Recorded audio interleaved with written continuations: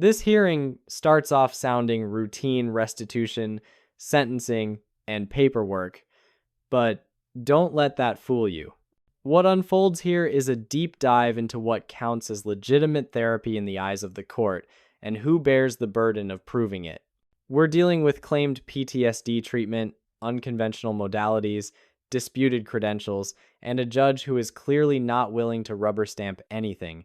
The twist?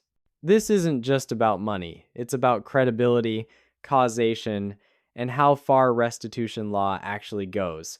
So the real question is, when does healing become legally Time set for compensable? restitution hearing, sentencing and a restitution hearing. That is correct. Parties ready to proceed? We are. I already know where you want to start.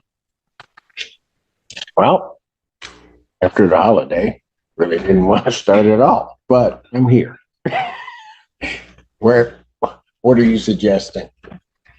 Well, Judge, I think with this, I guess you let me pick, I'll go with the sentencing. I believe we previously indicated that we've reviewed the recommendation. There's no corrections that need to be made to the report. We just have, obviously, the restitution was one issue. That's why we have a hearing on it, and also the recommended 3 days of jail time for the bond violations. Right, and that's another point we wanted to address.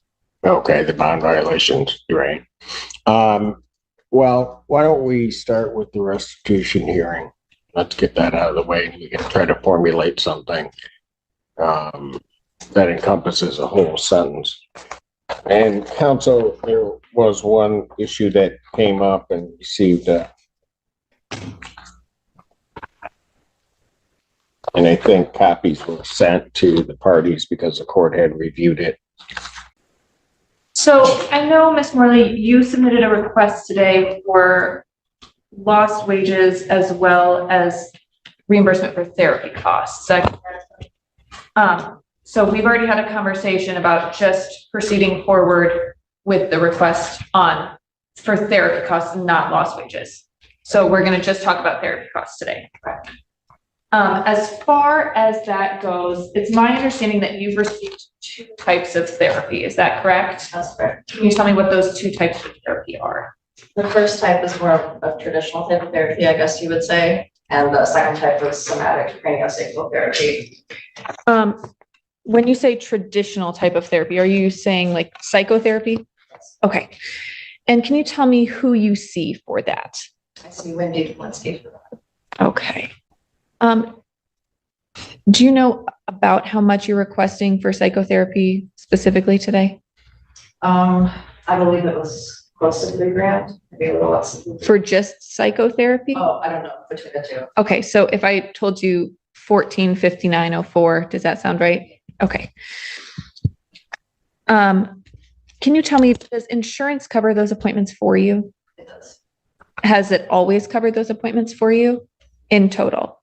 Not in total. I do pay some out of pocket. Okay. So has your out of pocket cost for those changed over time? When immediately following this incident, can you tell me about how long it was before you had your first psychotherapy appointment? After September 22nd, I had a therapy appointment. I think it was a couple of days after. It was over the weekend. Okay. And was it have you had appointments ongoing since then, or did you stop? Ongoing. Okay. And do you know about how many appointments you've had? I've gone at least once a week since September 22nd. But If I said 22 appointments? Okay. So talking a little bit about psychotherapy, can you tell me just kind of what that modality is like as far as therapy? Yeah, I originally started going to that particular kind of therapy before this event even started because of the toxic workplace that I was working in that Jason had created. And after this event, I started going at least once a week. And that was really what me kind of realize that this person that I had looked up to and thought was a mentor was actually very manipulative and abusive to me. But so when I'm asking about modality, I mean, is it a movement therapy? Is it a talk therapy? Something? Okay. Is it one-on-one? Yes. Is it in person? Yes. Okay.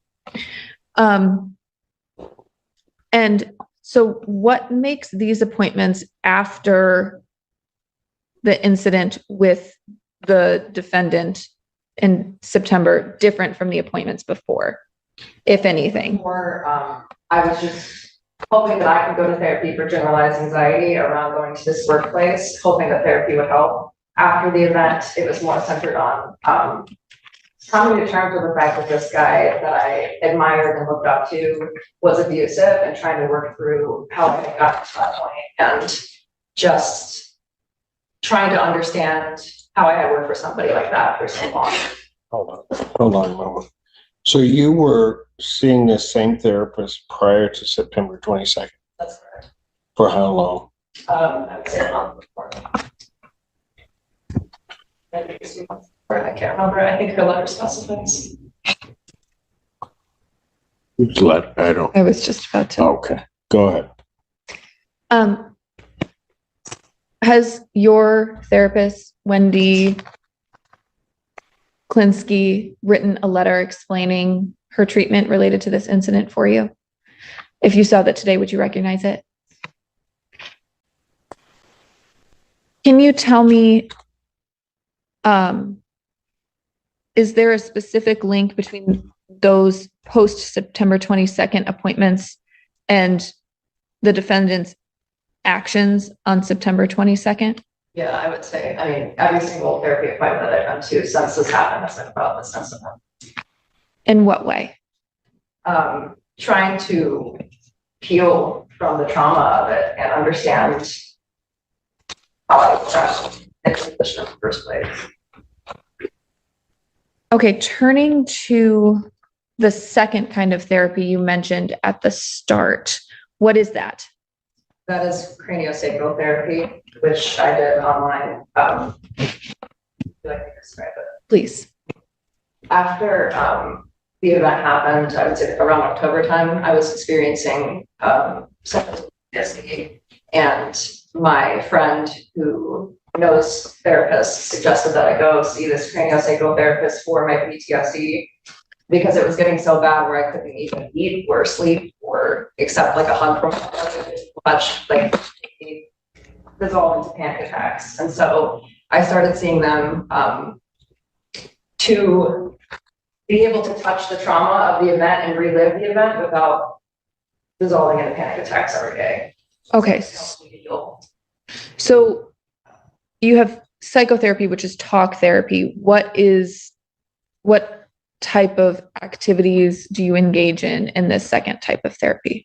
I would say the initial part of the session is talk therapy, and then we go into more of the craniosacral part of it, which is lying flat and kind of envisioning the trauma and going to the event without and being able to touch it, I guess, without dissolving into panic attacks. And you said you did it online? Yes. How does that work? The two therapists and I start off with conversation and just kind of talk about like where I'm at, how I'm feeling and everything like that. And then we go into, I like lay down in, my room or wherever I feel comfortable, and they kind of guide me through kind of like a meditation. And we slowly work through the trauma surrounding the event, the trauma that I have after the fact, daily trauma, kind of just talking about like how to kind of access that part of my brain and myself. So it kind of helps me alleviate the stress and trauma, both physically and mentally, in a way that the talk therapy wasn't addressing.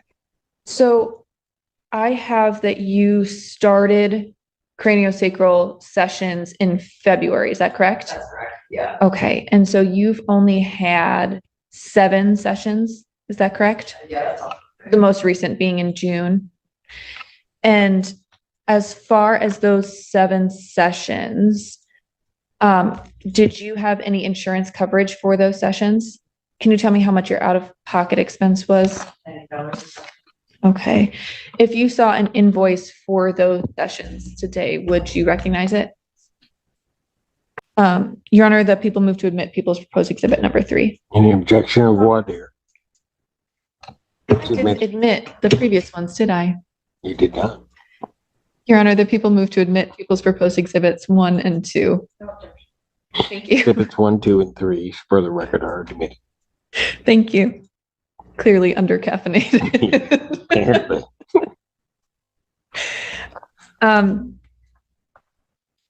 Can you tell me a little bit about how have these craniosacral sessions helped at all with your PTSD? Oh, absolutely. Yeah. And I will say that I thought it was all woo-woo, just BS kind of therapy. And that's why I waited so long to try it. But I think that this has been one of the most helpful modalities of therapy I've had in terms of trying to heal from this. And so as far as the invoices go, I noticed that her address is in North Carolina.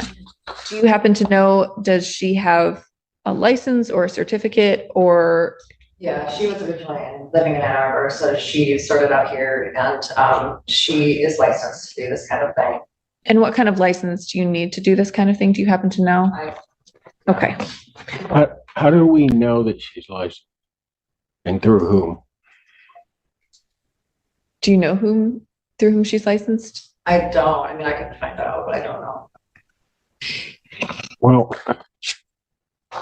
okay, go ahead. So just to be clear, in total for the craniosacral sessions, because it's 7 appointments at $90 each, that's a request for $630 for those appointments. And then we previously said $1,459.04 for the psychotherapy appointments. Is that correct? So you're asking for a total of $2,089.04 today? Okay. Nothing further at this time, Your Honor. Thank you. Mr. Allen, can you hand me those exhibits? Ms. Marley, I just have a few questions for you, just to clarify a couple of things. It should not take very long. I kind of specifically wanted to ask you about the craniosacral therapy. So this Michelle Tupko, the woman that wrote the letter, so it's somebody that your friend recommended, correct? Okay. And you didn't go to your insurance company to see if that's something that could be covered by insurance? Yeah, she doesn't accept insurance. She does not accept insurance. Okay. And did you look for her through your insurance? Like my insurance lets me go on the website and search for professionals to see. Okay. Did you find her in the list? Okay. And so these are virtual sessions, correct? So you understand that Ms. Tupko lives in a different state, right? Yes. North Carolina, is that right? Okay. Do you know if she has an office? She does.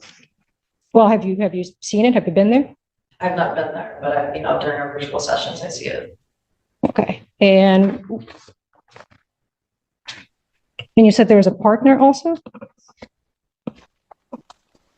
Do you know if their business has a website? They're actually making a website right now. Okay, so no Like website. what? They're making a website as we speak. Well, because when I was looking for the way of wild remembrance healing therapies, I was not able to find anything online. So that's why I was curious so no website to your knowledge, correct? Okay, and you said it is your understanding that Ms. Tupko is licensed, right? But you were not able to find through your insurance, correct? Correct. Okay, did you verify her license in any way? I am not in the modality to do that, so I don't verify licenses, so no, I didn't. Okay, so you just assumed she was licensed? I took her at her word that she's licensed. Okay, but you've never seen any confirmation, never looked into it yourself, You correct? look her up online and see if she's licensed. Where would you look her up online? Google her name, you can see that she's licensed. Well, I did Google her name and I only found a LinkedIn profile. Are you familiar with it? LinkedIn? Okay. And I found, there's no picture of an individual, but the only person with that name, it says Ann Arbor, is a Thai massage therapist. Well, He's a what? Thai massage. Got it.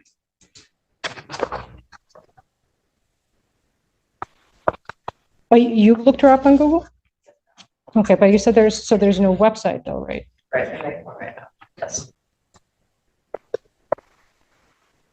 How do you know they're making one right now? Because we've discussed it. I'm a web designer. On what? We've discussed it. I'm a web designer. Were you aware that this is something that I learned while I was preparing for this hearing, that there's the Biodynamic Craniosacral Therapy Association of North America? No, I was not aware of that. Okay, well, and so there's a website that lets you look for practitioners who are licensed specifically to perform biodynamic craniosacral therapy. And I was not able to find Ms. Tupko in Michigan or North Carolina or really anywhere through that website. Is that surprising to you? No, just not right now. Okay. Well,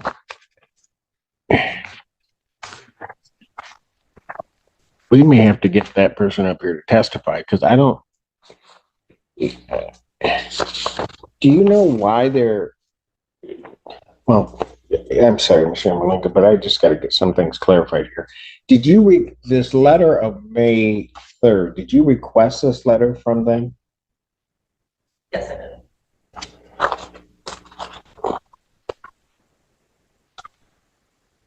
And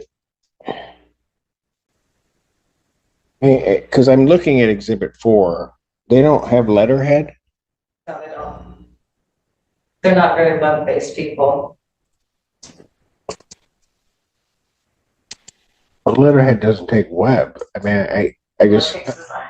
That's not something that they're good at doing, and that's why. Well, you know a lot about these people, but why don't you just answer my question? Well, My that's question. the thing.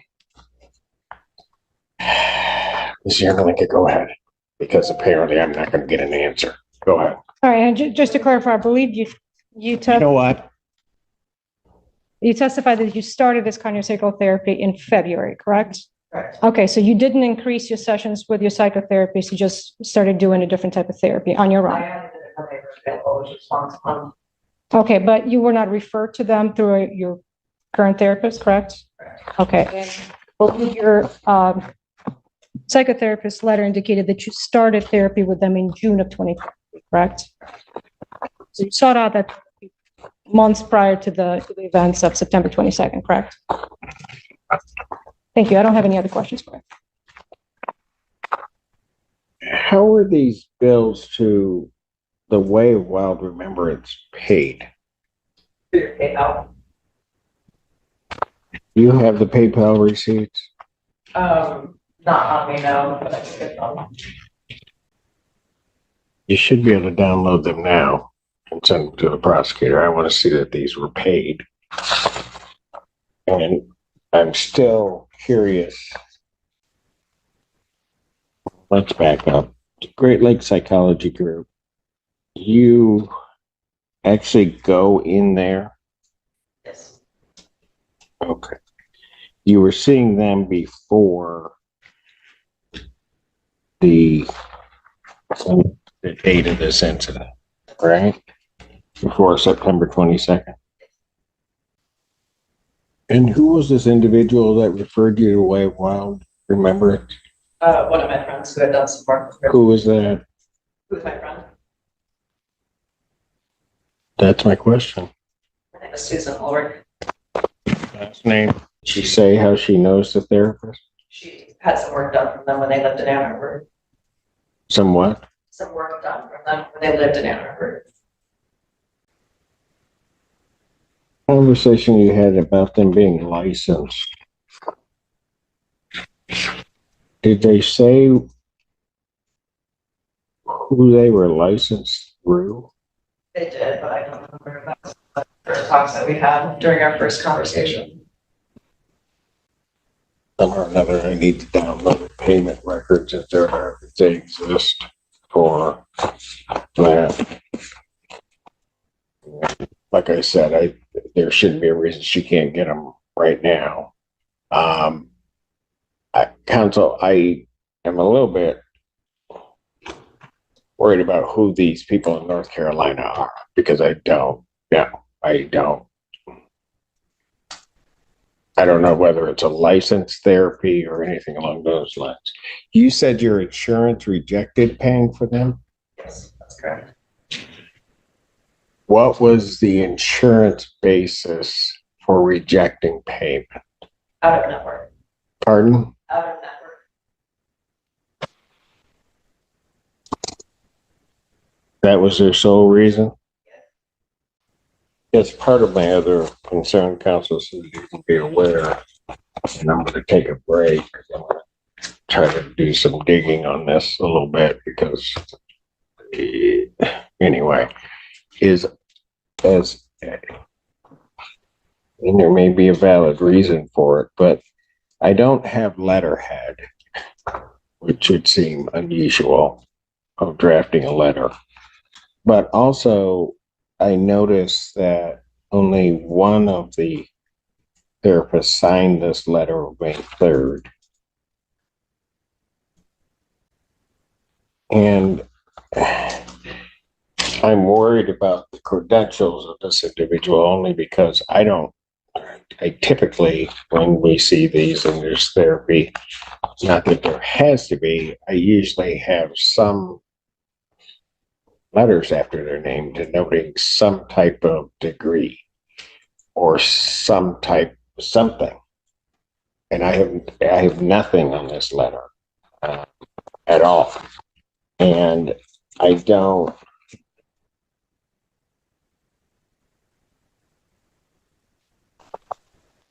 Well, I have nothing on the letter, and I am not finding them anywhere. I also can see the payment.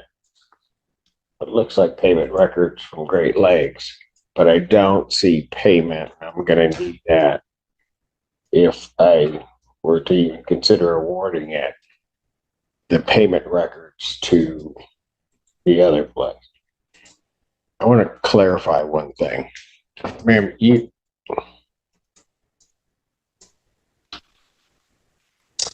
testified here that they don't accept insurance. So if they don't accept insurance, why'd you submit it to your insurance? Just to see if it would be covered. I did that with another doctor who's out of network. Well, hold on a second. To see if they would cover what? Anything out of network. Sometimes my insurance does. But they had already told you they don't accept it? Right, but I figured I would try just because it was so expensive. Okay, so they told you they don't accept insurance. You're telling me you submitted it to your insurance after that? Yes. Okay, I'll ask, what would be the purpose of that? Sometimes my insurance covers things that are out of network from out of network providers, even if it's a small amount. So I thought I would try to see if they would cover any of it.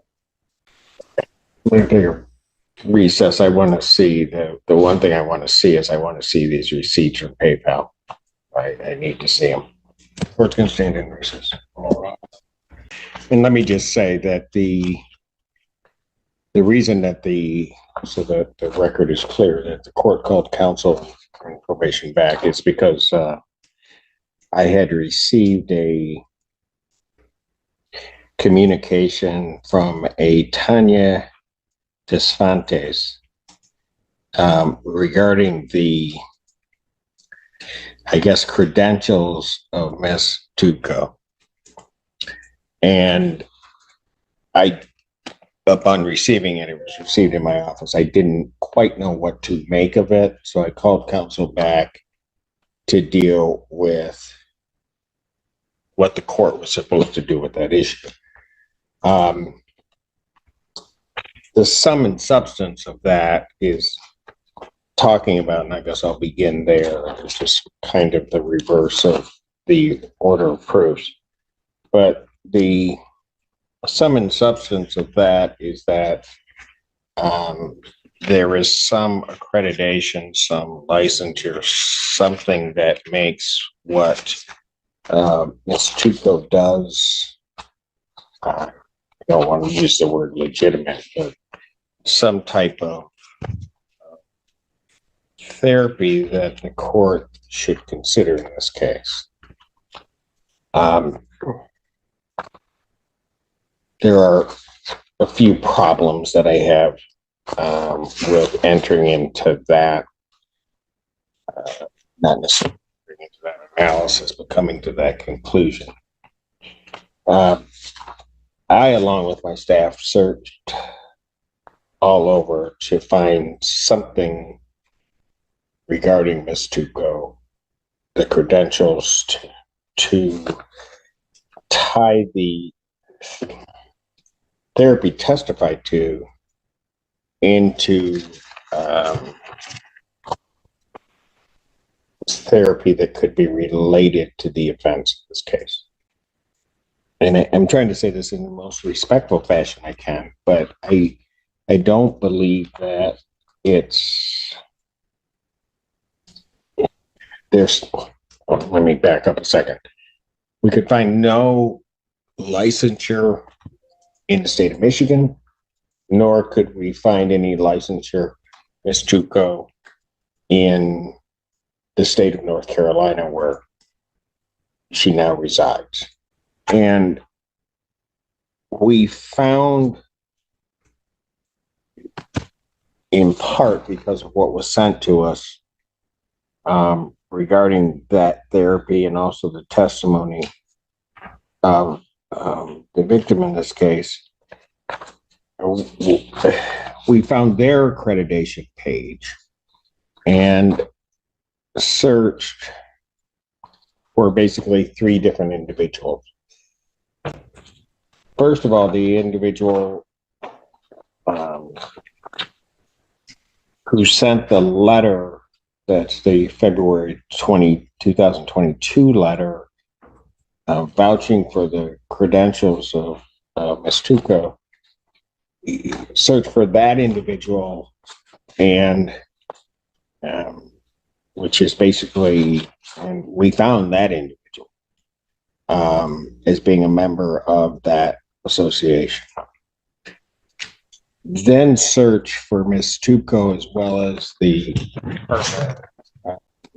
parents, and neither come up either under a search of North America, or of the United States, I should say, or on the search internationally. They don't come up, which leads this court, given the evidence that's before it, to question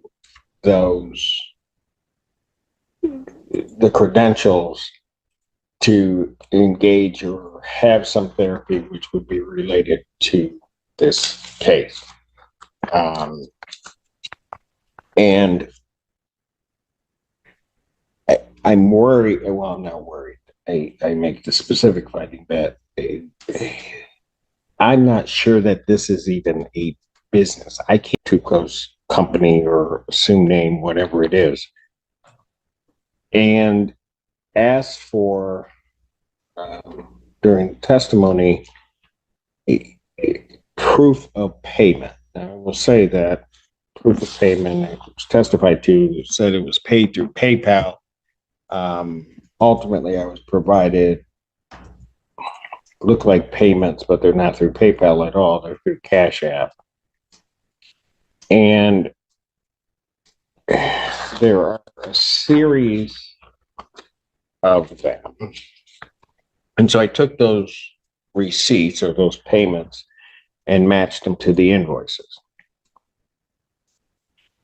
What's clear to me in this, and I will make the specific finding, is that these invoices, I don't think existed prior to or at the time of the payment. Reason I say that is because the payments and the invoices don't match up. They're not, some of them are not necessarily all that close if payment was made when services were rendered. And I'm going to start at the end, but then come back to the beginning. But I received a June 23rd payment to Ms. Tuco, and there's no invoice for June 23rd. And the court is not going to then consider it because I don't even have an invoice for that payment.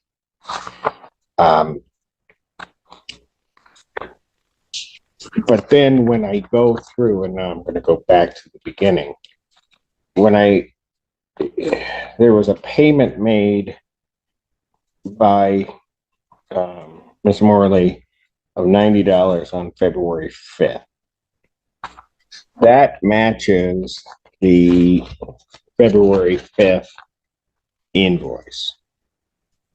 And so that date matches. Go to the next invoice, which was February 18th. And one ought to pay very close attention to this, because then the invoice says it was submitted on the 19th.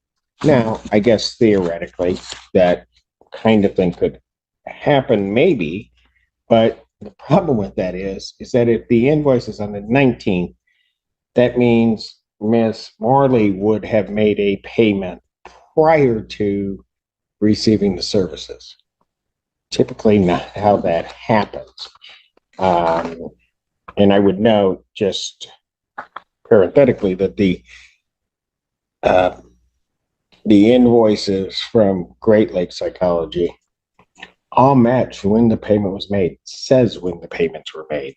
Looks much like those receipts that one would receive at a doctor. But going back then to the 18th one, kind of matches, but she would have made it before then. Well, there's then a payment made by Miss Morley on March 3rd. And again, that would have been a payment made prior to the invoice. And the invoice is March 5th. So again, I don't believe it happened that way. I don't believe that she paid before that happened, which leads me to some doubt as to these records that are being supplied to the court. And I don't mean that by counsel supplying them to the court, but the ones that were presented to counsel to give to the court.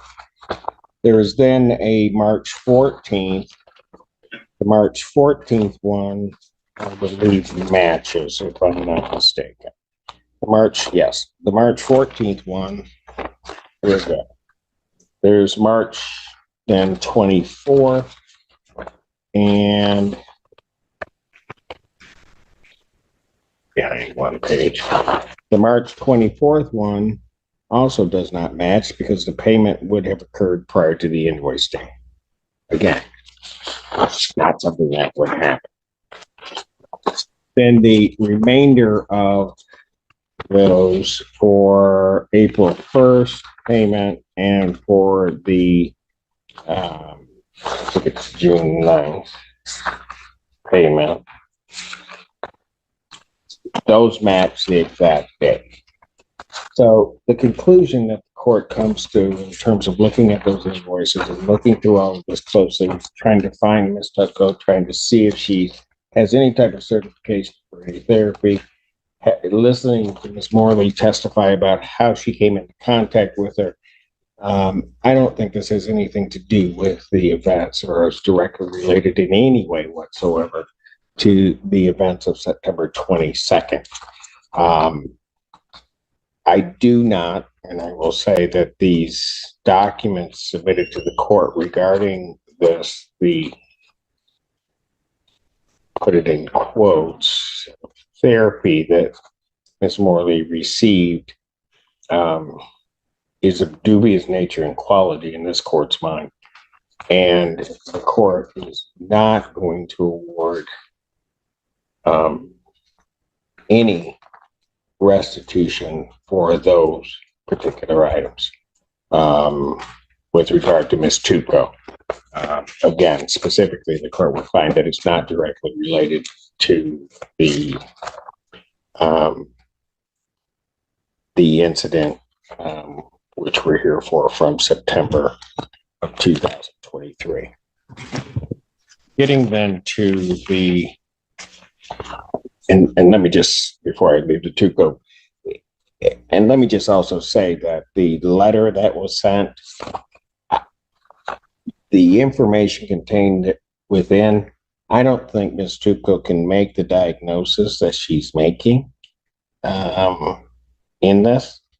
I just don't see how she could with any representation, assuming this to have actually come from her, because I don't have letterhead, I don't have anything from what presumably is a therapist association, or a therapy, business involved in therapy.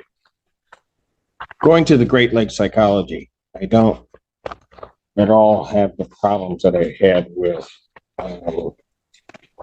Ms. Chuko's business. But the letter that was sent, the May 1st letter that was sent, and the court's going to quote a specific portion of that letter, which is the second paragraph, and it says, during her September 24th session, Ms. Morley disclosed the assault that had taken place by her employer and further shared the nature of their relationship. The primary focus since the event that occurred has been placed on addressing the trauma that has surrounded the relationship, in addition to addressing symptoms related to PTSD. What that tells me is that the only therapy that was directly related to the events of September 22nd was the therapy that occurred on the 24th of September. Because specifically, Ms. Klinsky clearly indicates that the rest of the time was about the relationship and symptoms related to PTSD from other events and processes, and talks about the concern of her work environment and the impact that it was having on her mental health. Unrelated to those events in this court's mind. Also, so that the record's clear, and it's very clear the testimony in court has considered it, therapy began prior to the September 22nd date. So there was therapy with Great Lakes on the 13th of September, and then again on the 24th, and then there were therapy afterwards. This letter doesn't indicate that they dealt with the events or the actions of the defendant as it relates to this charge anytime after the 24th,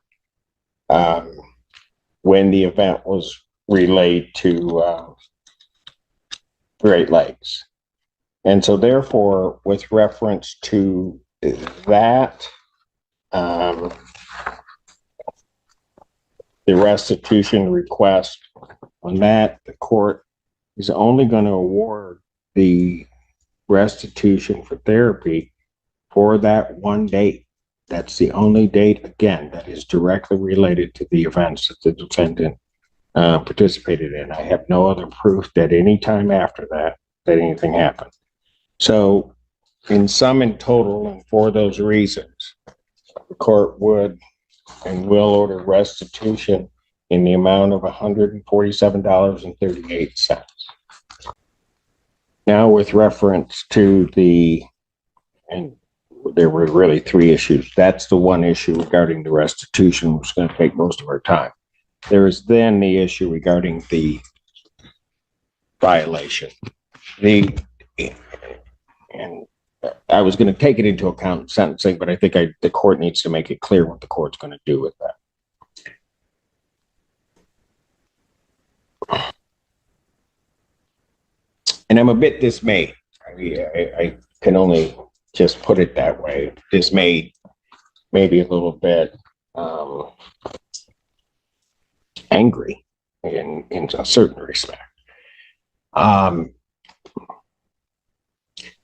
Mr. Stevens properly admitted to the violation regarding that contact, because he wrote something on an envelope.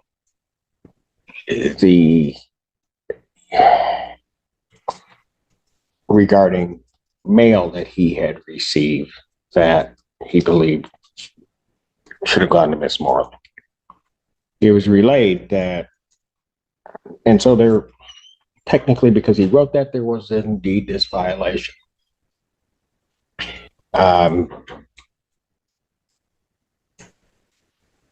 Ms. Morley, as she relayed it to probation and otherwise, was indicating that Mr. Stevens was trying to sort of tell her what to do, or was making some threat.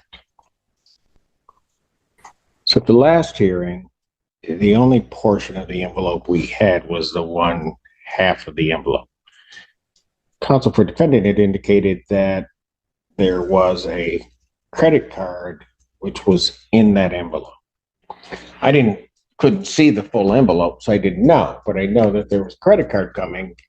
It was likely going to either be a blank envelope, or it was going to say very little about the fact that it was a credit card that was in.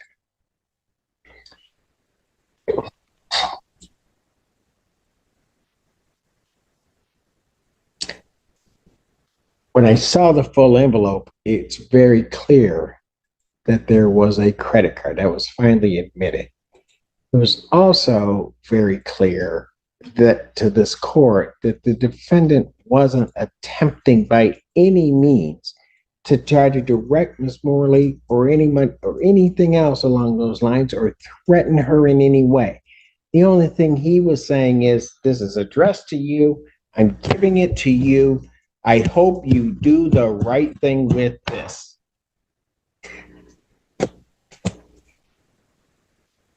If it had been a company credit card, which I believe that it was, if it was a company credit card, it's his company. He, quite frankly, could have opened it and said, I opened it because I knew it was a company credit card and she wasn't supposed to have it at that point. But that's not what he did.